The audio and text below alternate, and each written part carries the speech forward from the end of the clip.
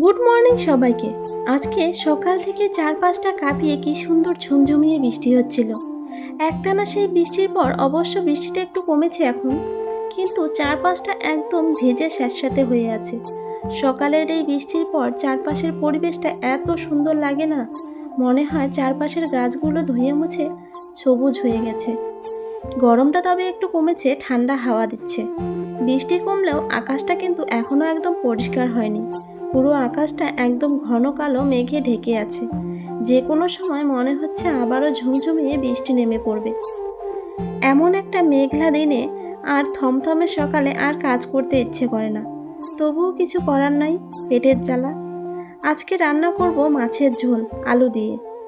মাছের টুকরোগুলো লবণ আর হলুদ দিয়ে মাখিয়ে কড়াইতে কড়কড়া করে ভেজে রাখলাম, আর ওই তেলে আলুগুলো লাল লাল করে ভেজে নিলাম।